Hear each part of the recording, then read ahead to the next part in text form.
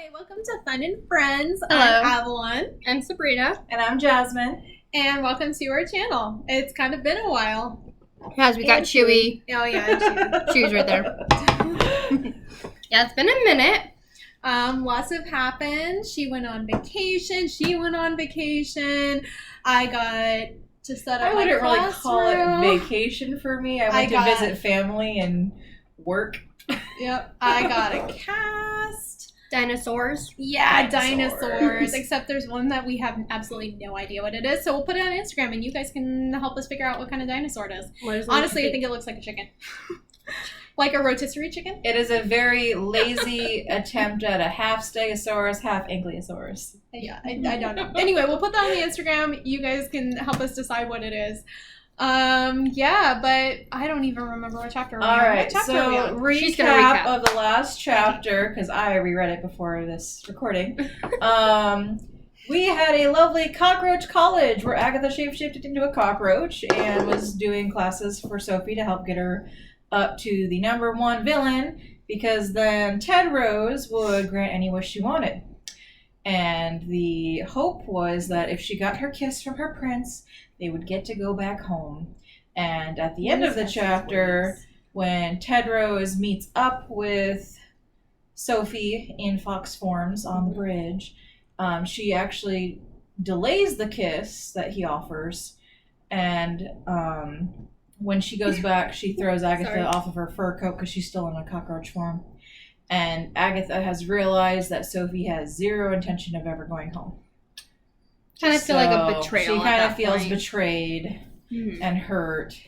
But what did she expect from a villain? Right? Okay. 19. I have a prince. The Faculty of Good and Evil has seen many things over the years. They had seen students pathetic in their first year and richer than kings. They had seen class captains flame out by the third year and end as pigeons or wasps. They had seen pranks, protests, and raids, kisses, vows, and impromptu love songs. But they had never seen an ever and a never hold hands in a lunch line. "Are you sure I won't get in trouble?" said Sophie, noticing the glaring from the balconies. "If you're good enough for me, you're good enough for a basket," said Tedrose, pulling her forward. "I suppose they should get used to it," Sophie sighed. I don't want any trouble at the ball." Tedrose's hand stiffened in hers. Sophie turned bright red. "Oh, after last night, I just assumed the Everboys took an oath we wouldn't propose before the Circus of Talents," Tedrose said, tugging at his collar. "Espada said it's tradition to wait until the circus crowning the night before the ball." "The night before?" Sophie choked. "But how do we match colors and plan our entrance? And this is why we took the oath," Tedrose said. Tedrose took his wicker basket of lamb sandwiches, saffron couscous, and almond mousse from a green-haired nymph.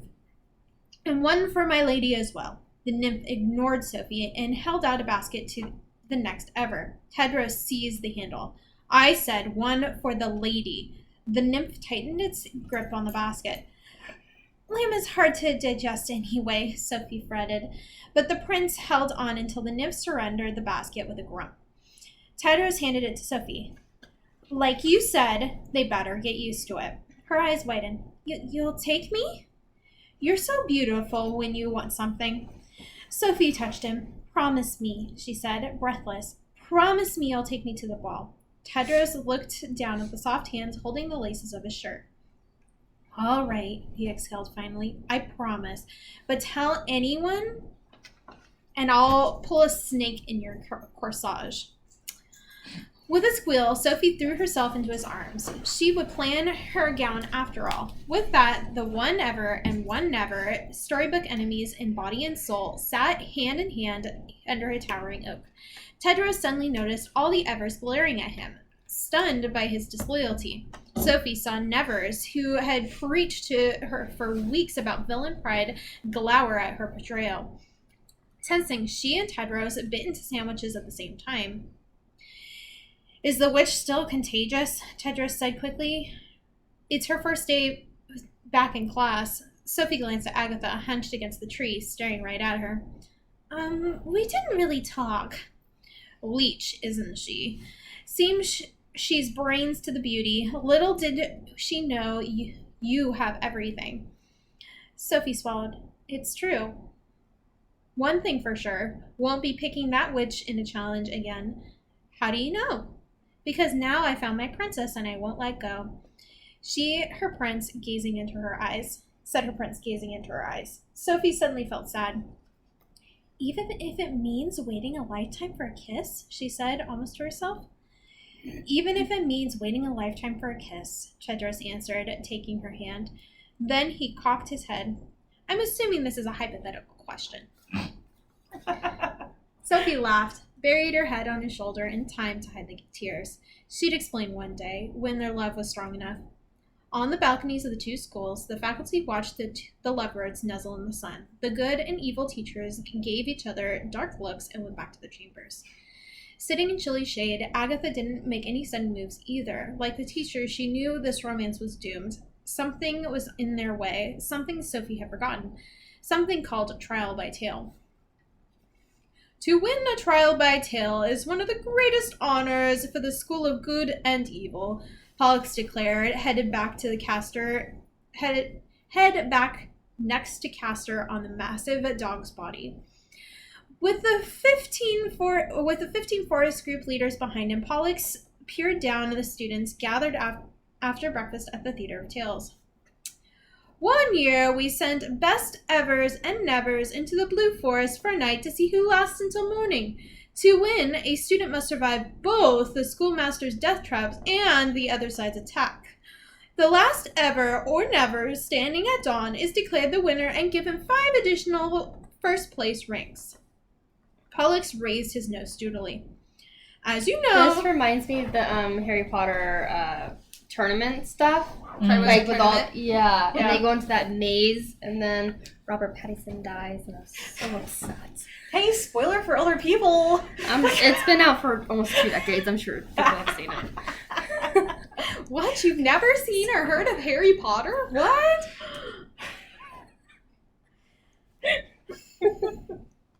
Good burst into the chant of Evers rule, Evers rule, Evers are stupid, arrogant fools, Castor boomed, and Evers shut up.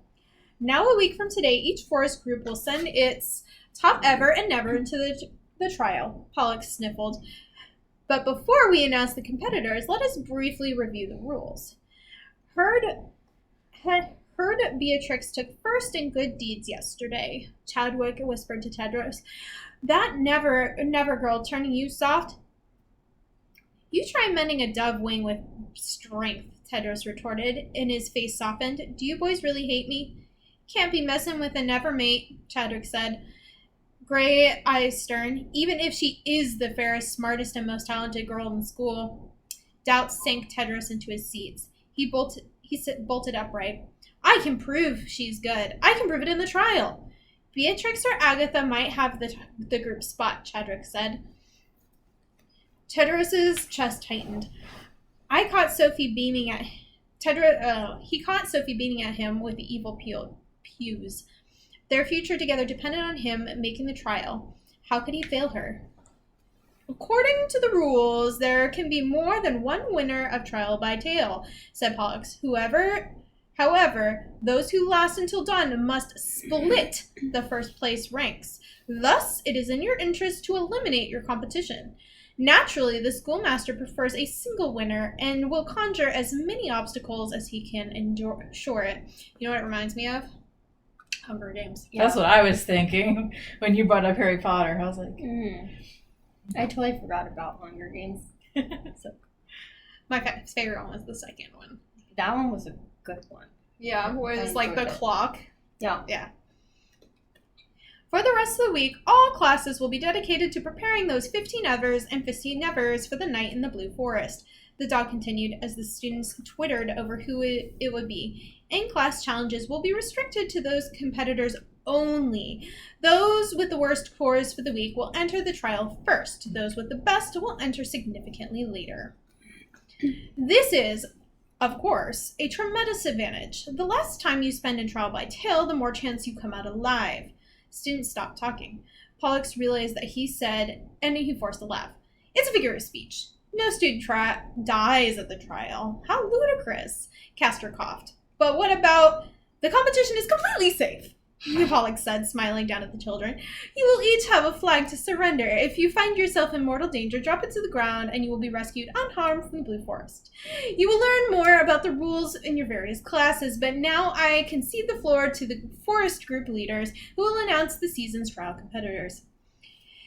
A tiny lily nymph with a dress of emerald vines stepped forward. From Group 9, Rena will represent good and Vex will represent evil.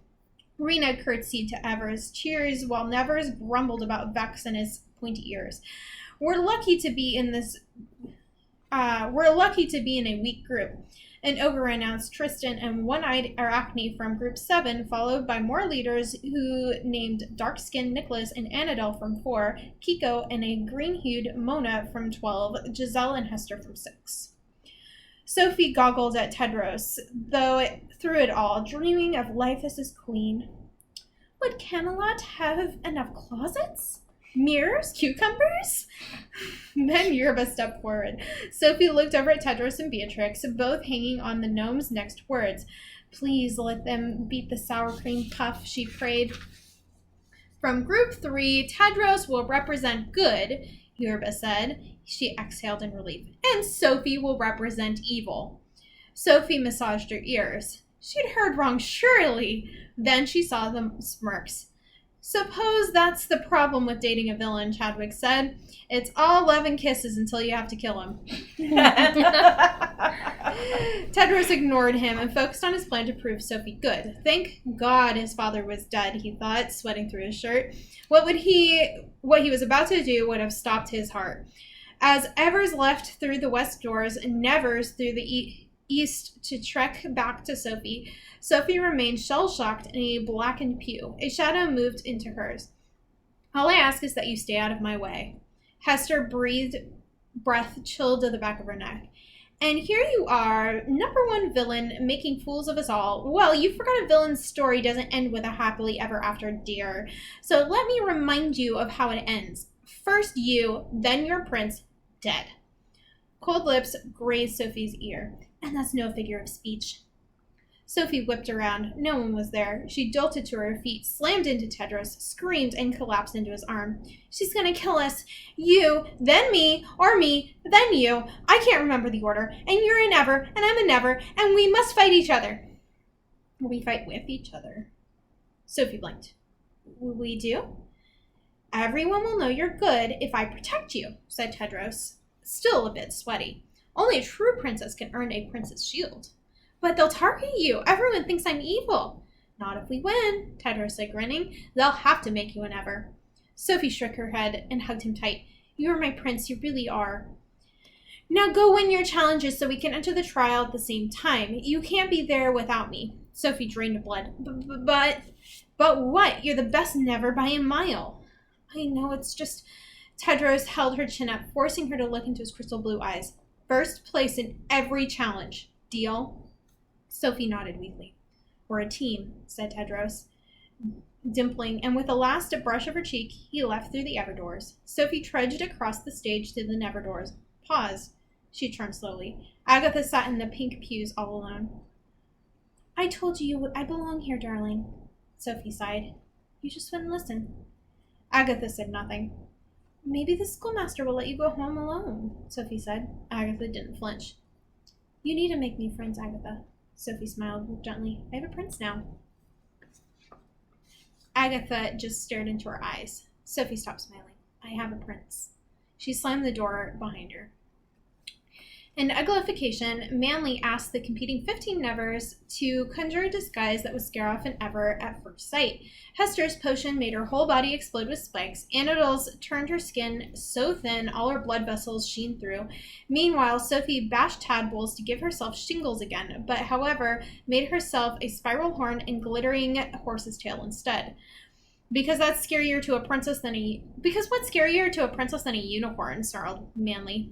In Henchmen, the trial nevers had to tame a fire giant, a 9-foot hunk of hot orange skin and flaming hair.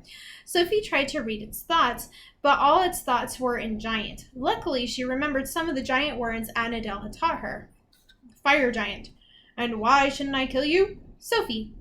I know this horse. Fire giant. I see no horse. Sophie. It's vast as your undergarments. Castor intervened before the giant ate her. Then Lady Lesso asked the trial nevers to name a spell that can be undone by the one who casts it. Answers? Shivering, the nevers held up carved ice tablets. Hester, petrification. Annadelle, petrification. Arachne, petrification. Sophie, special spell. If only love was the answer to everything, said Lady Lesso, handing Sophie another 15 out of 15. What happened? Said Tedros as he pushed through the nevers line. It's just a slow start. Sophie, you can't go into the forest without me. She followed his eyes, scowling evers. Come to the trial, they'd be out for revenge. Just do what you were doing before, Tedros begged. Sophie gritted her teeth and she walked back to her room. If Agatha could do well at the School of Good, then she could do well here. Yes, she'd boil her toad eyes. She'd learn her giant. She'd cook a child if she had to, or supervise at least. Nothing would stop her ever after. She puffed her chest, stormed through the door, and froze. Her bed had disappeared. The mirror had been shattered, and over her head hung her old outfits, noosed and mutilated like Hella's corpse. On her bed, Annadelle looked up from Killing Pretty Girls. Hester looked up from Killing Prettier Girls. Sophie barreled into the top office floor. My roommates want to kill me! Lady Lesso smiled from her desk. That's the spirit. The door closed magically in Sophie's face. Sophie cowered in the dark hall. Last week, she had been the most popular girl in school, and now she couldn't even go back into her room. She wiped her eyes. It didn't matter, did it?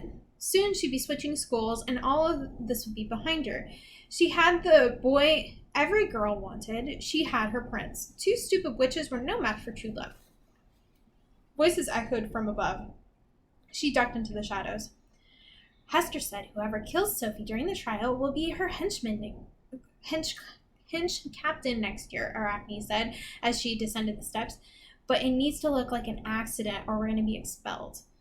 We have to be Annadelle to it, Mona said, green skin flushing. Suppose she kills her before the trial.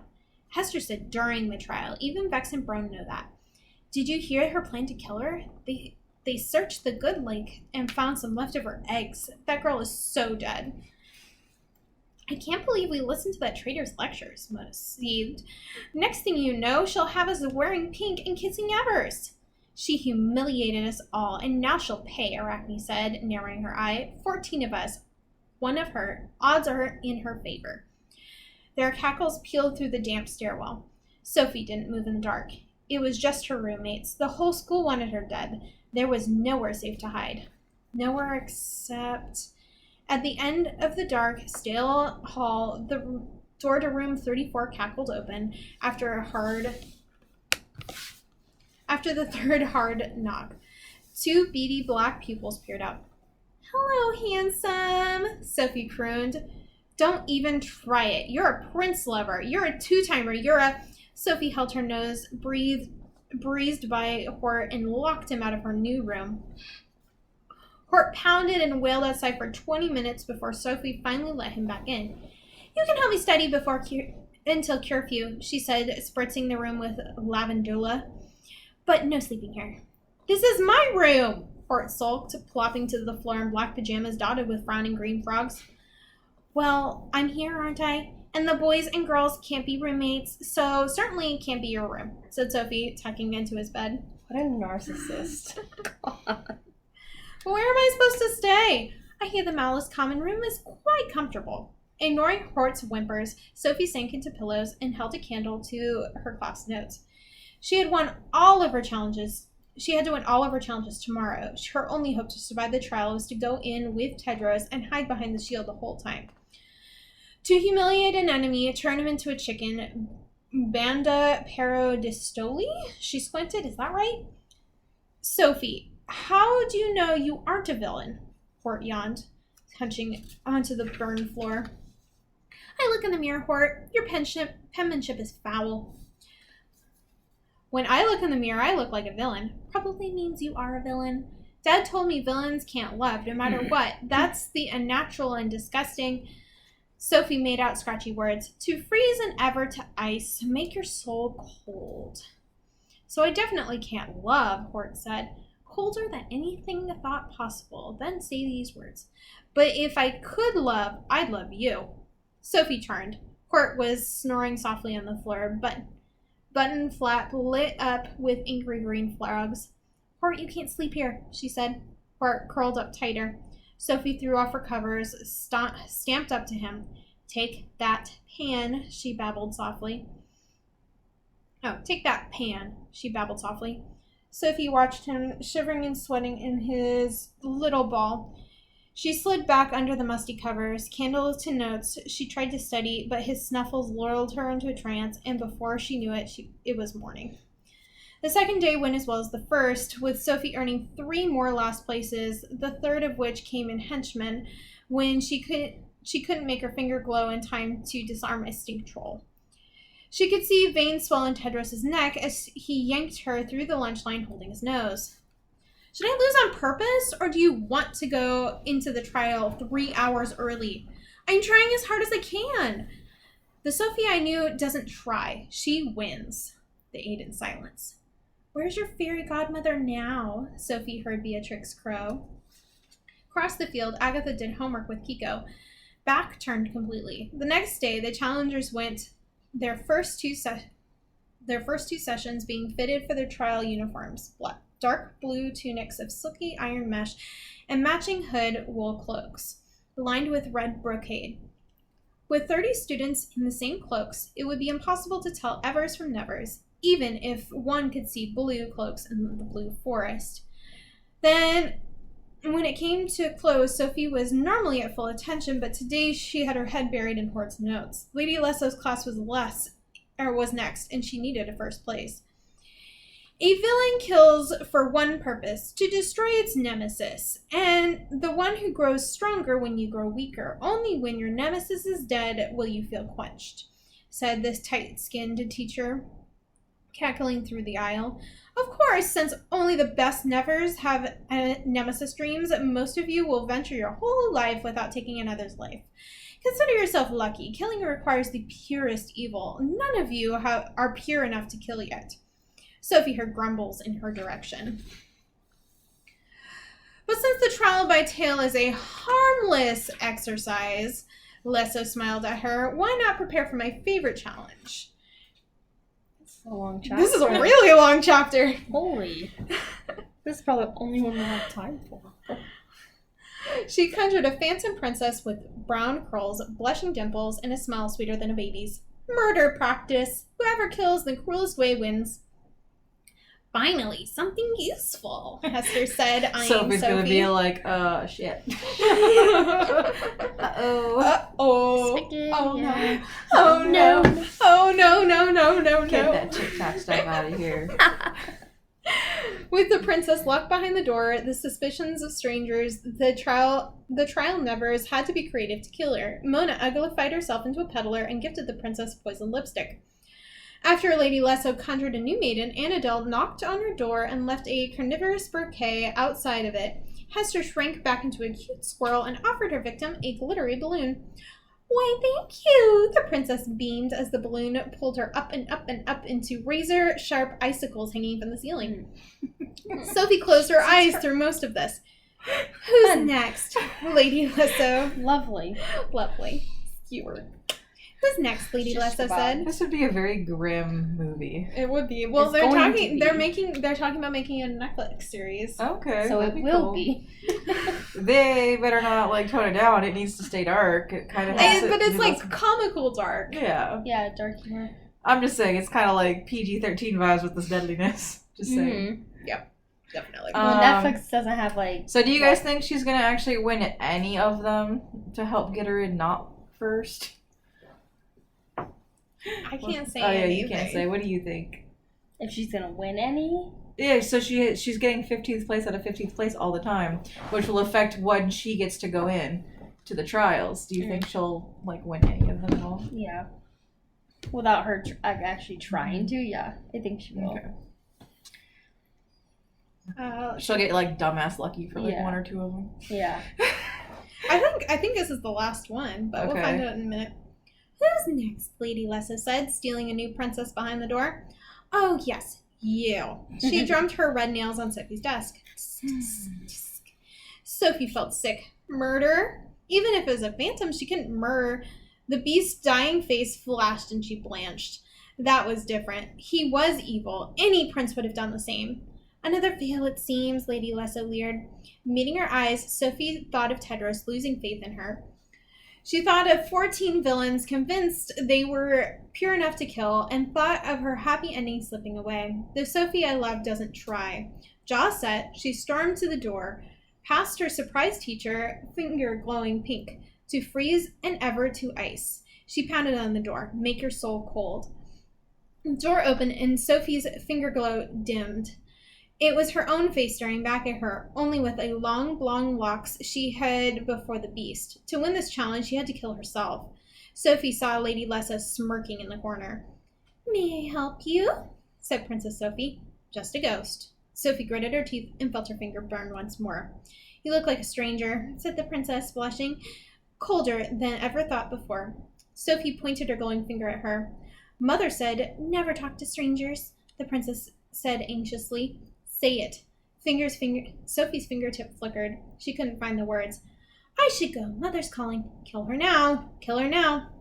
Goodbye, said the princess, closing the door. Banda para dorosti. Poof! The princess turned into a chicken. Sophie grabbed it by the arms, hurled a chair, shattering an iced window, and flung the bird into an open sky. Fly, Sophie, you're free! The chicken tried to fly, then realized it couldn't and plummeted to its death. For the first time, I feel sorry for an animal, Lady Lessa said. Another 15 spat in Sophie's face. Perhaps the only thing Sophie liked about the School for Evil was that there was plenty of places to cry. She tucked into a crumbling arch and sobbed. How would she ever face Tedros? We insist you remove Sophie from the trial. Sophie recognized the gruff voice as Professor Manley's. He crept out of the archway and peeked through the keyhole into his putrid classroom. But where... Are you making sure I don't knock that off the edge? Yes. I'm supposed to keep it up, But where the rested seats normally were filled with villains, they were occupied by faculty of both schools. Professor Devi presided over the Dragon Skull lectern, which she'd brightened with a pumpkin paper weight. The Nevers planned to kill her, Clarissa, finished bald, pimpled Manly. Biolus, we need to have secure measures in place to prevent a student's death. Let's hope they're more secure than 4 years ago, he shot back. I think we're all in agreement that Garrick's death was an accident, Professor Dudley flared. The room was ominously silent. In the hall, Sophie could hear her own shallow breaths. Garrick of Galvadon, taken with Bane. Bane had failed. Garrick had died. Her heart rattled in her ribs. Getting home alive is our happy ending. Agatha was right all along. There was another reason Sophie must be removed from the trial, Castor said soberly. The fairies say she and the Everboy plan to act as a team. A team? Professor Debbie gasped. An Ever and a Never? Imagine if they won, shrieked Professor Cheeks. Imagine if World got out into the woods. So either she dies or destroys the school. Manly groused and spat on the floor. Clarissa, this is an easy decision, said Lady Lasso. But there's no precedent for removing a qualified student from the trial, Professor Debbie protested. Qualified? She flunked every challenge this week, said Manly. The boy has convinced her she's good. Perhaps she's just feeling the pressure of the trial, offered Princess Uma, feeding a quail on her shoulder. Or she duped us all into thinking she's the evil's greatest hope, Professor Shriek said. She should have failed before the trial. Then why didn't she? Professor Anemone asked. You okay? You just wanted to fix it? Was it bothering you? Yeah. Okay. Driving me nuts. Then why didn't she? Professor Anemone said. Every time we tried to fail her, another student got last place instead, Manley said. Someone stopped her from failing. Evil teachers clamored at the furious agreement. Makes perfect sense, Professor Dovey said over them. Some mysterious busybody who no one has ever seen flints through your tower meddling with your ranks. You described the schoolmaster quite well, Clarissa, said Lady Lesso. Don't be ridiculous, Lady Lesso. Why would the schoolmaster interfere with student ranks? Because he loved nothing better than to see evil's best student win behind good's shield. Lady Lesso hissed, violet eyes strobing. A student who even I foolishly thought had hope, but if Sophie wins with that pathetic prince, I will not stand by, Clarissa. I will not allow the schoolmaster nor you and your arrogant beasts to destroy my life's work. Hear me now. Let Sophie compete in that trial, and if you are risking more than just her life, you're risking war. The room was dead silent. Professor Dovey cleared her throat. Perhaps she can compete next year. Sophie slumped in relief. You caved to evil, Professor Espada cried. Only to protect the girl, Debbie said weakly. But the Everboy will still love her, an enemy warned. A week in the Doom Room will fix that, said Lady Lesso. Still can't find the beast, said Sheba. Then get a new one, Lady Lesso snarled. How about a vote, chirped Uma. Votes are for sissies, Castor roared. Love it. And teachers burst into rumpus. Uma's quill poop-bombed the evil teachers. Castor tried to eat the bird, and Pollux managed to lose his head again before someone whistled with loud authority. Oh my god. Everyone Chaos. turned to a man standing in the corner of the burned room. This school has one mission and one mission only, said Professor Sadler, to protect the balance between good and evil. If Sophie's participation in the trial disrupts the balance, then she must be disqualified immediately. Luckily for us, the proof of this balance is right in front of your eyes. Everyone's gaze shifted. Sophie tried to see what they were looking at, and then realized they were looking at different directions. Are we in agreement the balance is intact? Said Professor Sadler. No one argued. Then Sophie will compete in the trial by tale, and we have nothing more to discuss.